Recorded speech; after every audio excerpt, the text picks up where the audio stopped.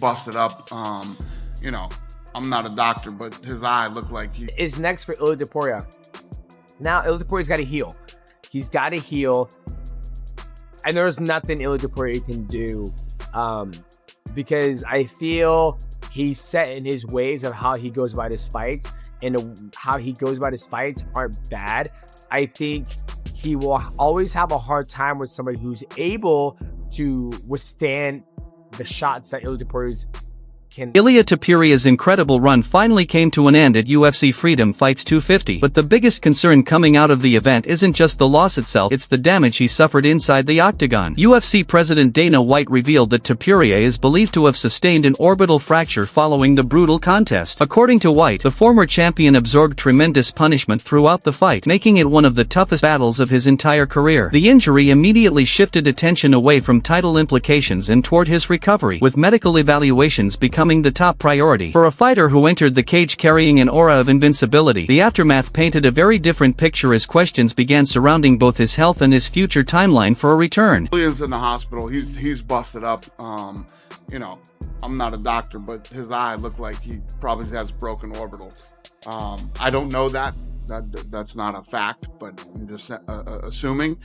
And my plans for him are to go home and rest and recover and take his time. And you know, tonight was a rough night for him. I just want to make sure he's healthy and good, and not even thinking about him fighting again. Just want him to go home and relax and rest and heal. While Topuria was dealing with the physical consequences of the fight, Justin Gaethje walked away with one of the biggest nights of his career. Dana White confirmed that Gaethje earned an impressive $825,000 in performance bonuses following his remarkable victory. The massive payout reflected both the quality of his performance and the significance of the moment. Gaethje not only secured a career-defining win against one of the sport's biggest stars, but he also delivered the type of performance that will be remembered for years. On one of the biggest stages imaginable, he proved once again why he remains one of the most dangerous and exciting fighters in mixed martial arts. Bonuses tonight are fight of the night, Ilia Gaethje, and performance of the night, Gaethje and Gone. So Gaethje wins like $825,000 for bonus.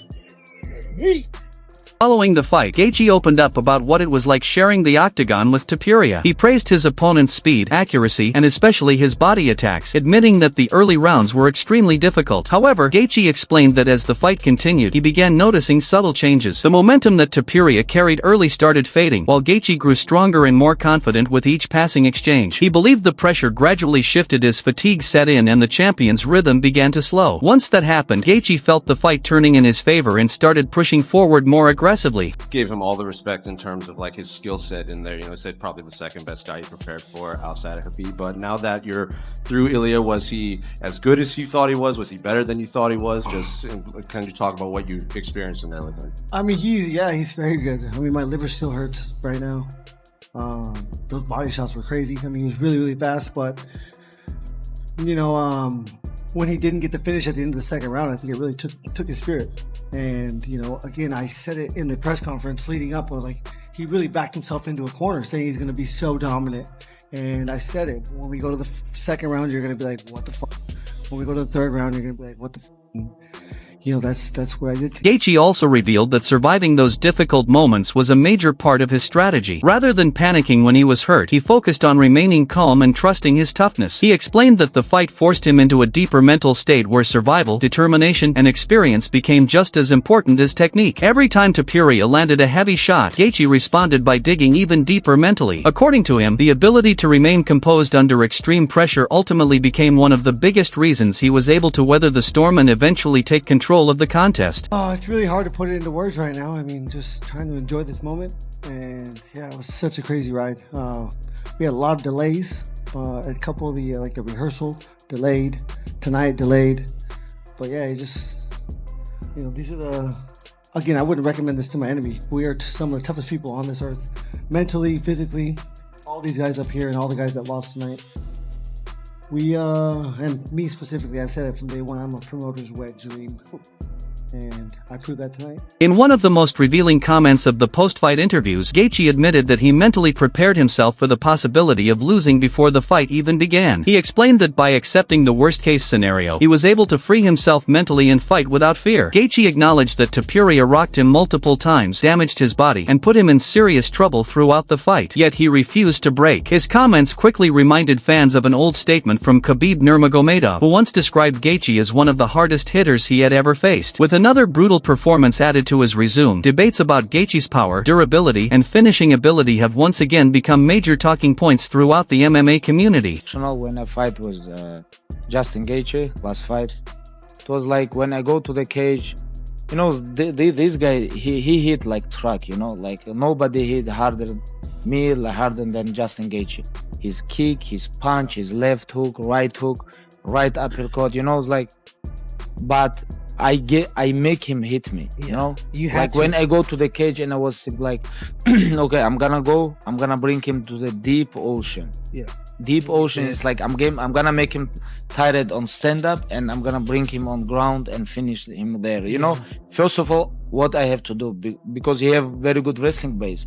He is very good wrestlers, and like beginning of fight, I knew like this guy don't let me wrestling, and I go through on his punch kicks, and you know, it's like everything what happened with father, like I was think like nothing to lose. Attention has also quickly shifted toward the lightweight title picture. Former champion Michael Bisping believes that Arman Tsarukyan has now done enough to earn the next title opportunity. According to Bisping, no contender currently has a stronger claim, and the division should move directly toward giving Tsarukyan the chance to compete for championship gold. With Topuria suffering a setback and several contenders jockeying for position, Bisping feels the path forward is becoming increasingly clear. In his view, Tsarukyan has earned the opportunity through his performances and should be next in line. When you look at the rankings, there's one name, and we all know whose name that is Arman Tsarukyan. He is the guy that should get the shot. I think Justin Gaethje deserves right now to go and do whatever he wants to do, take as much time off as he likes, within reason, but Arman Tsarukyan